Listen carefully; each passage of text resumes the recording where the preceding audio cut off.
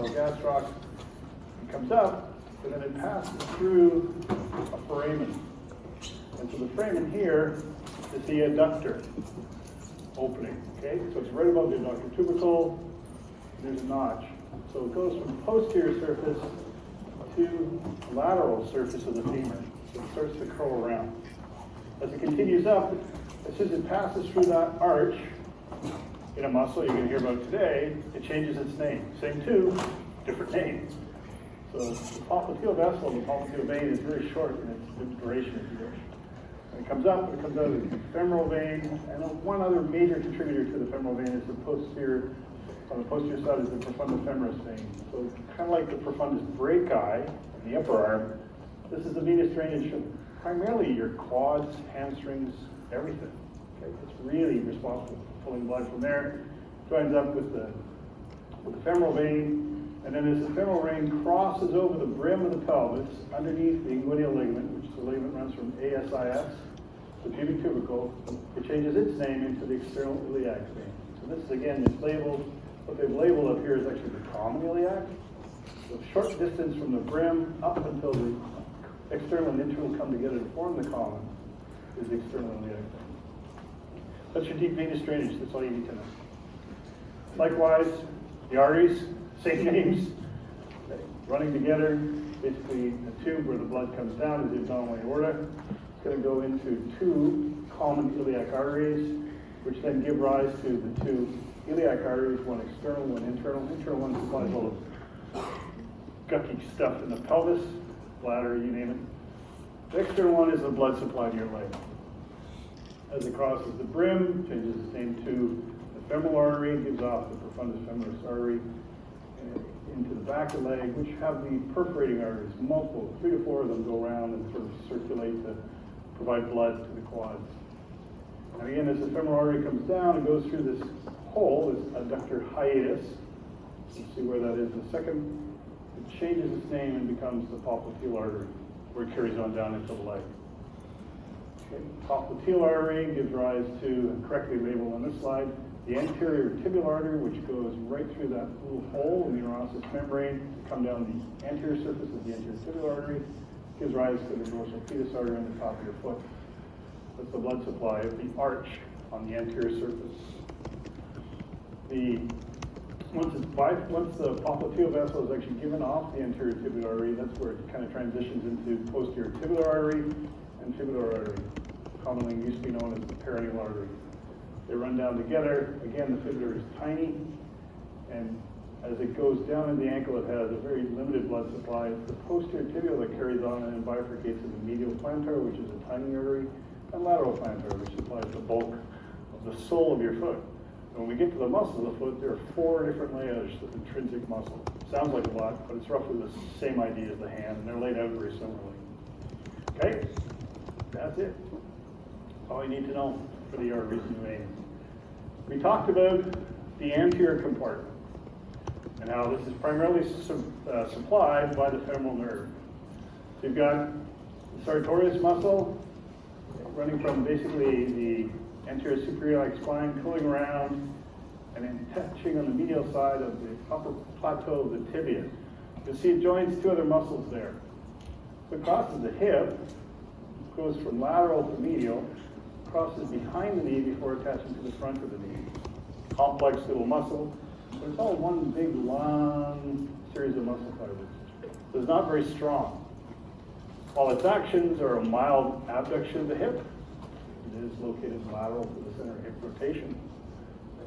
Mild flexion of the knee, because it's also in front of the center rotation, it'll be a very gentle external rotator of the hip, but also a flexor of the hip. So it basically brings you into that cross-sitting posture if you use both legs at once. It's a prime synergist, so it's on a lot of the time when any of those motions happen. Okay? But none of them happen very strongly. That's sartorius. Talked about, what's the next one? Pectineus. Was a good shot. There's pectineus. The pectineus, small muscle, it's kind of a hybrid. It looks just like the ones we're going to discuss. It looks like it's an adductor. It is a weak adductor. So it runs from the ridge of the superior ramus of the pubis down and attaches just below where iliopsoas attaches on the pectineal line. So in the back of the femur, you have this lesser trochanter. Down below that is a ridge. That ridge is called the pectineal line, and that's where this muscle attaches. It's harder to understand unless you're looking at it in the lab what it can do. So it can adduct a bit, but your hip is in any way extended, it's going to love flexing the hip. And lastly, although it's hard to see it unless you're looking right down on the femur, it's slightly in front of the center of rotation of the head of the femur in the acetabular. So if it's in front, it's going to be a weak internal rotator. Very weak. Okay. This one is the mixed one. 80 to 90% of the time it's purely femoral. The rest of the time it also has obturator. Occasionally it is only supplied to the obturator, but I don't know the numbers of that. The other four on the anterior compartment that are all supplied by the femoral nerve are the quadriceps. Quadriceps meaning four muscles. Only one, rectus femoris, crosses the hip and the knee. Takes its origin just up above the acetabulum, the anterior inferior iliac spine, and then a curve, or I think it's called a reflected head. So in the skeletons in the lab, you'll see this big red arch coming over top of the acetabulum. That's part of rectus femoris. So it does cross the hip joint. It crosses in front. So it's going to be a hip flexor, a strong hip flexor. Comes down, joins a common tendon. It goes and inserts into the base of the patella, and then that continuation of all that connective tissue from the patella down to the tibial tuberosity is the patellar ligament, bone to bone. Okay. Patellar tendon is where the quads insert onto the patella. Patellar ligament is patella to bone. So the sesamoid bone is the patella. So there's your quadriceps tendon right there. So because it crosses and inserts on in front of the knee joint, it's a knee extensor and a hip flexor. So it wants to punt footballs.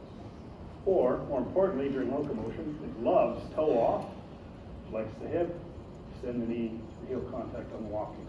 Okay?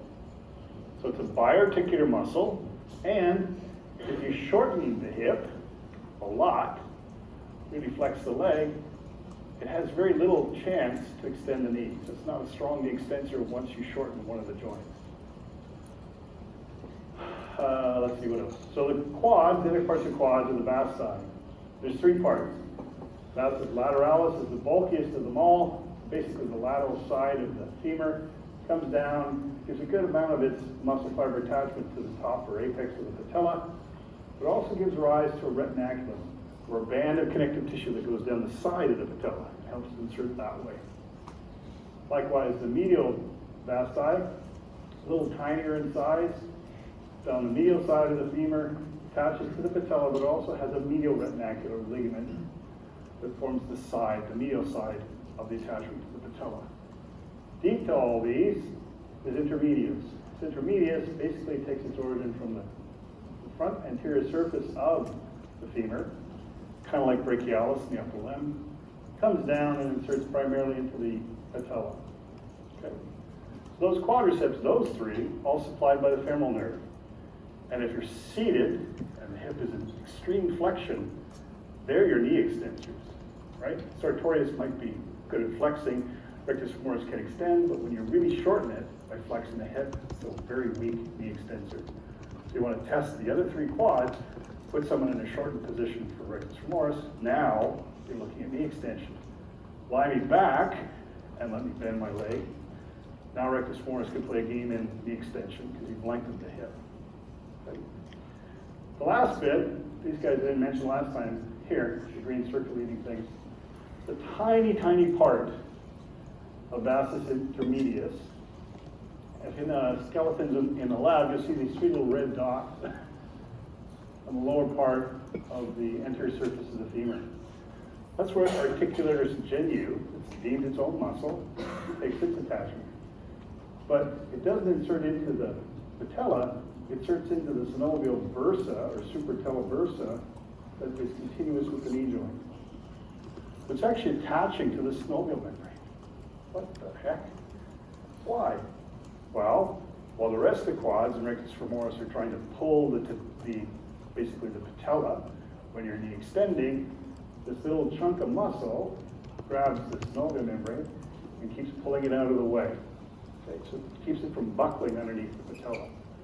So when you contract and do even weak knee extension, this muscle comes on and it basically grabs the synovial membrane and keeps it tracking across the femoral condyles while the knee goes into extension. So it helps the patella from running over top of that. Yep. So the medial compartment, also known as the adductors, give you a hint to what they do. Okay?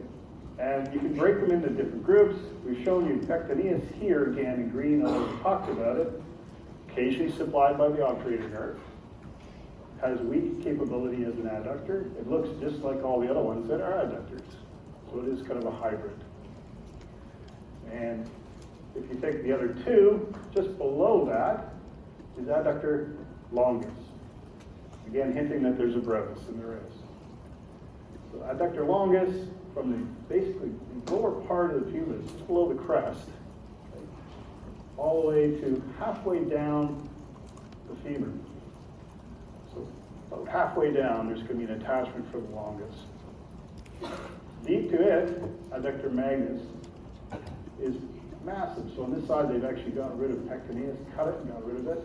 They've got rid of the longus, could cut it and moved it out of the way. And here you can see there's a tendon that attaches to this adductor tubercle down here. This is your adductor hiatus or arch, basically an aponeurosis. And then all the way up on the posterior aspect of the femur is where magnus will attach. It's big. It's quite thick. And on the side here, it's hard to see, but in this image, what he's doing is he's showing the complex attachments to the basically issue pubic ramus for all of them. These are actually in dotted outlines. Why? Because it's not on the anterior surface of the femur, on the posterior surface. All the adductors attach posteriorly. And again, look in the lab because they're going to come out, but they're going to duck behind the femur and attach all the way along that ridge called the linea aspera. The green outlines where adductor longus would have attached. The red is the extensive attachment for magnus. So once pectineus and longus are cut, there is one more deep to them called brevis, adductor brevis. It's the blue one here. So it's continuous with its sort of attachment on the linea aspera with the longus below, brevis above. And also comes from the issue pubic ramus. I don't care about the specifics of this because they're messy. So these guys have their origin, where they start from. I don't even actually care if you know about this part, because it is also messy. Although if you look in a lab and turn the skeleton over, you should be able to figure out what the different blue lines are for the different muscles, because they're just like that. Magnus, it's going to take its origin from the whole length of the pubis to the ischium. Think about that. It's going to go from way in front of the center of rotation on the hip, all the way back to the ischium. That's a huge attachment point to this muscle. That's why it's big.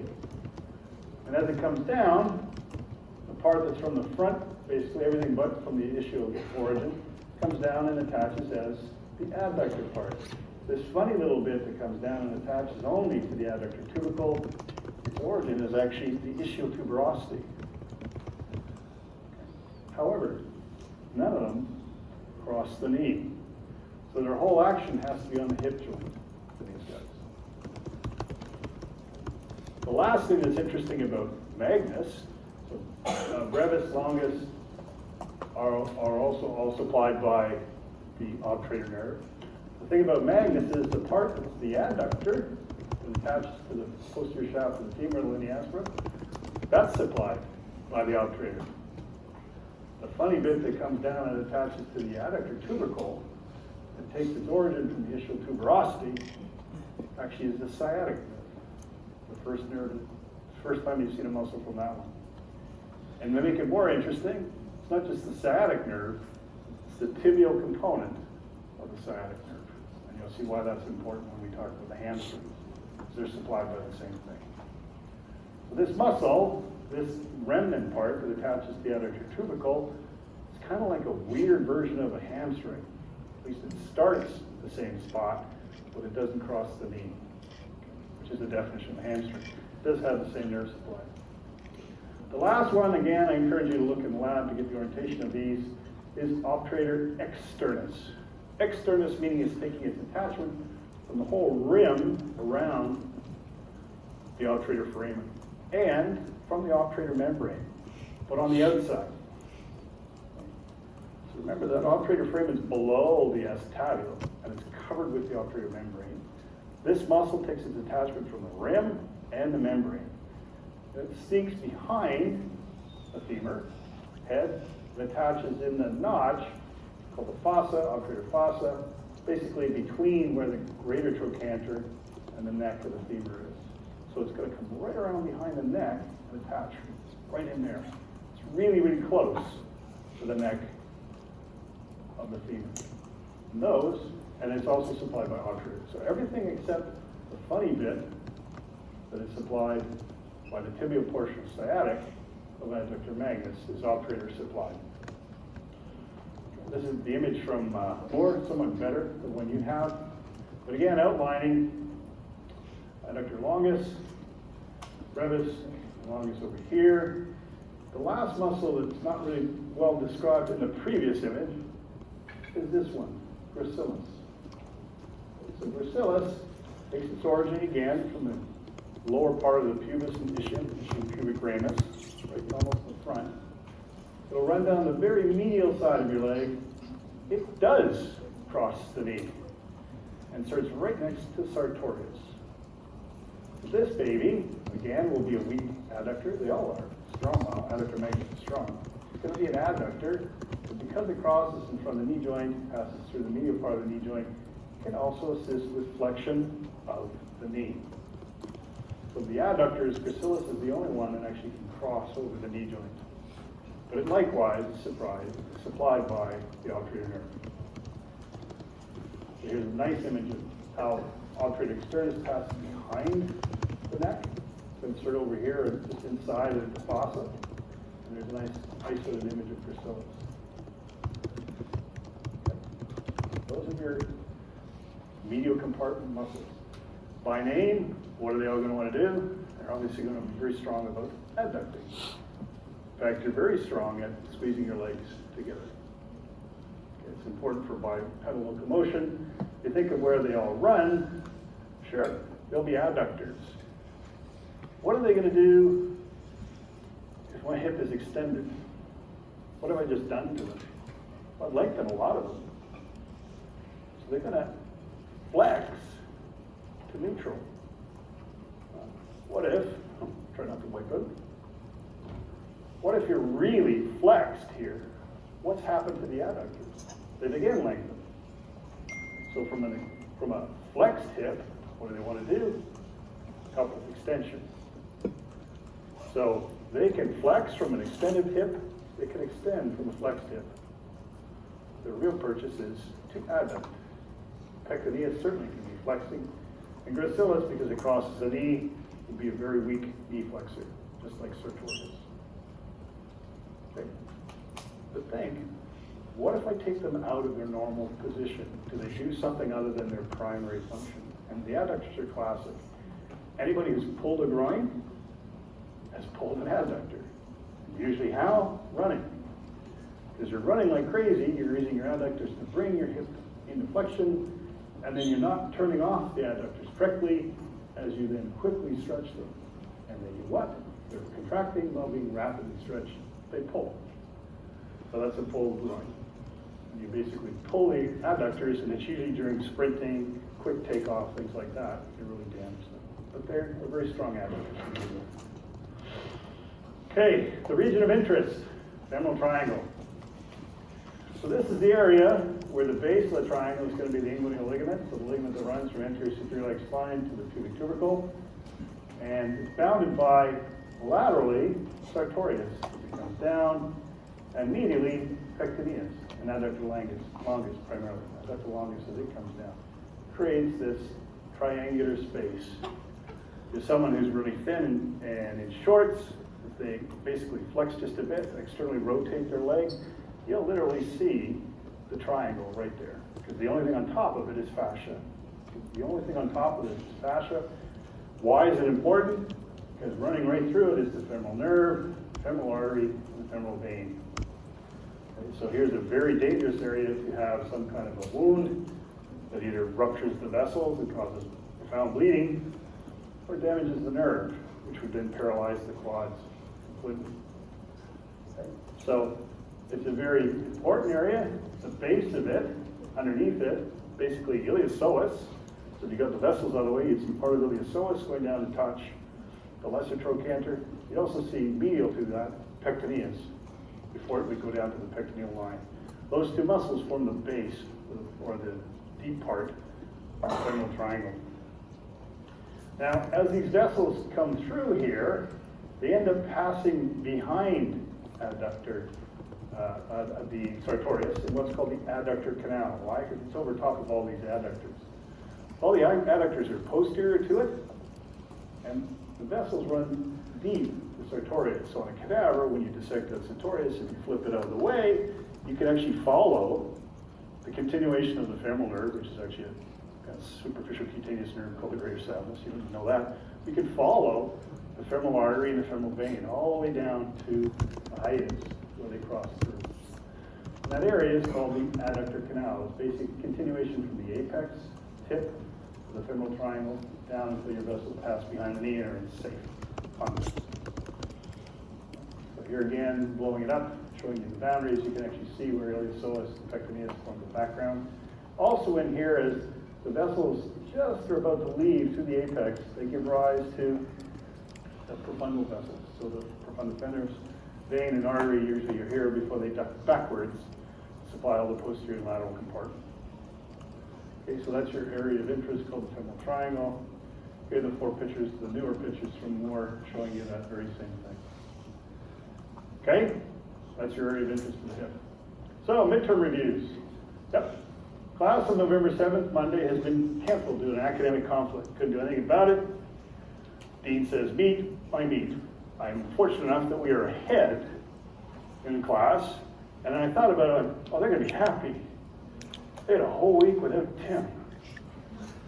Tuesday, the Wednesday, Friday lecture already part of your reading week. You don't have labs that week. Now, I've given you Monday off. A week without me to study like crazy the anatomy you know you have to do anyway. So you don't need me to tell you that. You've got a reading week to really prepare for your final exam and your practical exam. Okay? The reviews, yeah, mutter. The reviews today, 4 to 6, Osborne room 203, so just after the Monday lab. Liam and the TAs will be up there with me. Tuesday 10 to 12 and Wednesday 12 till 2. Liam and Jeff, Liam and Maria, I think. These are going to be in the Kinesiology Learning Center, gym G1. So it's downstairs where you have your 120 labs or exercise physiology stuff. Okay, so it's the downstairs. So you go in the room. Rob Langel's desk is way at the end. You go around that little glass terrarium, hang a left. Because the other class I teach on this day will also be doing their midterm reviews in there with 311. So TAs will be in there. You need to book an appointment through Canvas to do your midterms. I haven't checked for you guys if Canvas is overbooked. If it is, we'll try to kind of find another time. Don't just pop in thinking we're going to have your exam ready, because we pull it in advance based on your appointment. There'll be 3 people looking at the midterms at once, and that's it. Everybody else leaves them alone. You don't look at anybody else's exam. No phones, no computers. There's a chance for you just to look at your exam. Okay? And all 3 TAs are there. They all mark different sections of the exam. So if you have a question about I don't know, the last one, not the bonus, but the last one, I think that's Liam, right? So you can ask the TA that's marked it. He's marked everybody the same way. And they'll have that. If you didn't write the midterm, there'll be a blank, but make an appointment. Okay? So that's today and this week. So, brain break.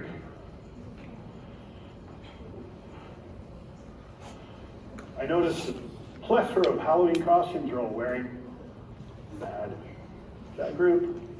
One year I had about a third of the class. One guy was brought in as Hannibal Lecter. on a fridge dolly and propped at the front. He stared at me the whole class. It was freaky as hell. Anyway, next year.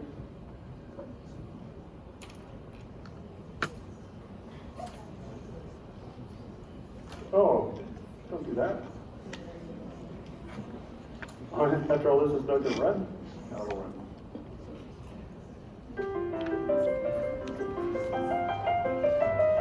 Clearly, somebody in this room murdered Lord Smythe, who, at precisely 3:34 this afternoon, was brutally bludgeoned to death with a blunt instrument. I want each of you to tell me your whereabouts at precisely the time that this dastardly deed took place. I was polishing the brass in the master bedroom. I was buttering his lordship's scones below stairs, sir. I was planting my petunias in the potting shed. Constable, arrest Lady Smythe. But how did you know? Madam, as any horticulturist will tell you, one does not plant petunias until May is out. Take her away. It's just a matter of observation. The real question is, how observant were you? Do you see it all? 21 things change. Clearly, somebody in this room murdered Lord Smythe, who, at precisely 3:34 this afternoon, was brutally bludgeoned to death with a blunt instrument. This is the part of it he crawls out. Tell me your whereabouts and precisely the time that this dastardly There goes the deed carpet. took place. Here comes a different I actor. was polishing the brass in the master bedroom. I was buttering his lordship's scones below stairs, sir. I was planting my petunias in the potting shed. Constable, arrest Lady Smythe. I love that. Have you ever seen, they still do this, they might in 211, they talk about selective attention and the gorilla. Guy's passing the ball around and the gorilla just marches through the background. It's the same idea. This was the same kind of stuff. Anyways, I love that one. So, posterior lateral muscles. Some of these you're familiar with already. 2 layers. Okay? The most superficial layer has 4 muscles. Gluteus medius is deep to gluteus maximus. Maximus is the posterior aspect of the ilium, above the, I think it's the superior gluteal line. It's all over the sacrum, sacrotuberous ligaments as well. So big, expansive attachment. But slightly posterior, more than lateral. Okay. Now it inserts, 75 to 80% of it inserts into a fascial band called the iliotibial tract, which is the thickening of the fascia all on the outside of the thigh. It's huge. It's very, very strong material, connective tissue. Think of it as an aponeurosis. The bulk of glutes maximus insert into this sucker. About 25% of it actually dive down and attach to the gluteal tuberosity, posterior lateral aspect of the femur.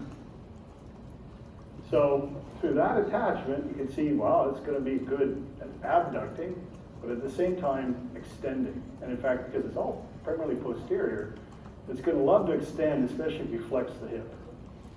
So in a flexed hip position, this muscle is going to be very powerful, and it's also going to want to do a bit of abduction, okay? So it's going to want to think of it as your speed skating muscle. It's the one that's really developed in speed skaters. The part that attaches to the iliotibial tract goes down, attaches to a thing called Gerder's tubercle, just anterior to the midline of the knee joint. So it crosses the knee, but it doesn't really have an angle or moment that can flex or extend the knee. And it inserts into this tract with tensor fasciae lata. A small muscle takes its origin primarily from the anterior suprailiac spine on the lateral border, goes down, and it inserts directly into the iliotibial tract. So tensor fasciae lata, a major part of gluteus maximus, act through the fascia. So when you're extending your hip powerfully, it's not because of the gluteal attachments, because it's grabbing the fascia all over your thigh and pulling it back. Quite strong. By doing that, it also helps to stabilize all the other muscles in the thigh. In standing, tensor fasciae lata and glutes major, maximus, grab that iliotibial tract and lock it in the knee joint. So the extended knee joint, you can actually, if you lock those in, you know, the femur, femoral condyles, right on the tibial condyles, and you fix the extended knee joint, which is basically standing. Okay. So that's primarily the function. Because tensor fasciae lata is interior to the center rotation of the hip, there'll be a hip flexor as well. Not very strong, but it's pretty good. And if it really wanted to do what it wants to do, it'll flex at an angle. So it won't flex that way. It won't want to flex straight. It wants to pull you up and slightly out. It's a weak abduction. Get those two out of the way. Get a better image of medius here. Gluteus medius has the biggest attachment organ. You see the lines here, the superior, so above, inferior and superior line, that whole area would be where medius takes its attachment. You'll see these on the skeletons in the lab. It's quite a profound attachment. It's big fan-shaped muscle, comes down and inserts right onto the greater trochanter, pretty well dead center on the outside. So this one, major hip abductor, right? The anterior fibers, you can't see them from here, but the anterior fibers from medius are going backwards a bit, at an angle. So they talk about gluteus medius being a very powerful hip abductor. The anterior ones will help pectineus internally rotate the femur on the hip in the anatomical position. Okay? Only anterior fibers. If you remove medius, you're left with the last of the four superficial one, gluteus minimus. So fan-shaped as well. You can't see it on this one, but that whole area below this gluteal line is the attachment origin of gluteus minimus. So it's also a fan. Inserts just anterior on the trochanter. Not dead center, not dead laterally, but slightly anteriorly. So this one, again, the fan shape of it, it's going to help medius with abduction. The anterior fibers are going to be even more able to internally rotate the femur. Okay, yep. So we get all those out of the way, and you get into the deeper, what are called lateral rotators. One, piriformis, actually takes its origin from the anterior surface of about S2 to S4 on the sacrum and the sacrospinous ligament. So they're in the pelvis. Well, how does it get out?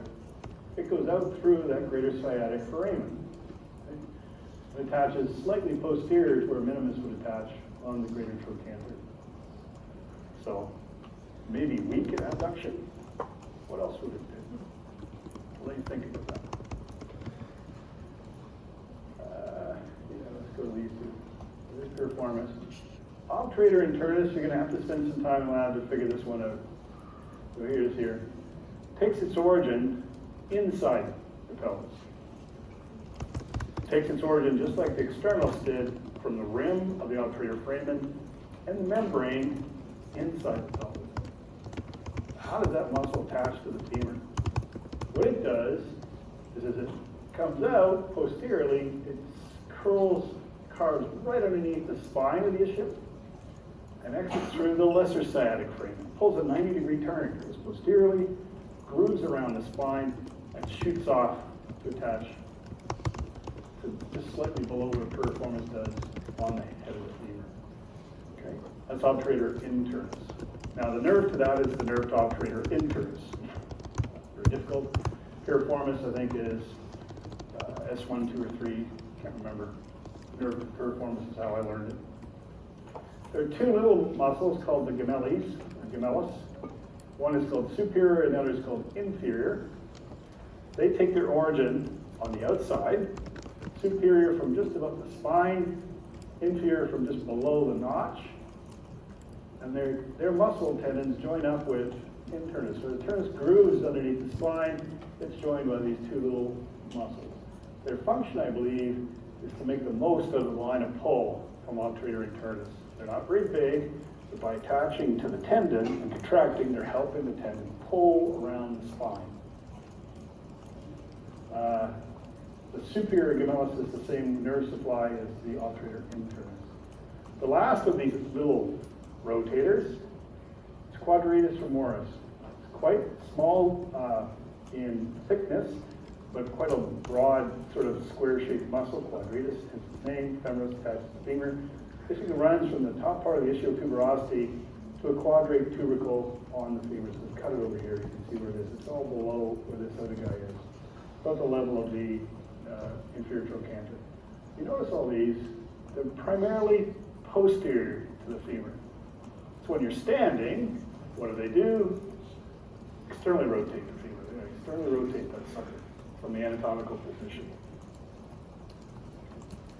So quadratus femoris is the nerve to quadratus femoris as its supply, and the same nerve is actually one that supplies the inferior gemellus. So superior gemellus goes with the nerve supply of obturator internus, inferior one goes with the nerve supply of quadratus femoris. And these guys are all these 1, 2, 3, 4, 5, all the lateral rotators for the hip. They're tiny, but that's what they primarily do, is laterally rotate the hip. And what you'll see, you think of, what else does that? Well, certainly gluteus maximus does. So you're very powerful at external rotation. You're not as powerful at internal rotation, nor are you able to go that far. You can really go quite far externally, right? Quite far. Much, much more flexible.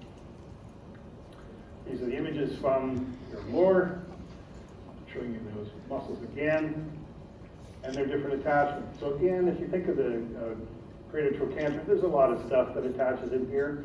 I think it's unfair of me to ask you that that's gluteus minimus, or that would be piriformis, or that would be quadratus femoris. Those are a little grouped together, but it'd be fair to put a big piece of plasticine there and say, list the 5 muscles that attach here. And something perhaps like gluteus maximus, a little farther down, with definite tuberosity, it's kind of on its own. That would be a fair point of attachment. On the side here, I like these images because they show you where the center of the hip would be. And if you think of these guys, where they fan out, you can see that the anterior fibers, the anterior fibers, if they contracted, can internally rotate. The bulk of them acting together, they're like deltoid, right? They want to do this. Actually, that's the analogous thing for the upper limb. Deltoid and gluteus medius are very similar. One head will internally rotate in the shoulder. So do the anterior fibers here. Minimus maybe, but not so much. The only thing minimus has going for it is it attaches more anteriorly onto the trochanter.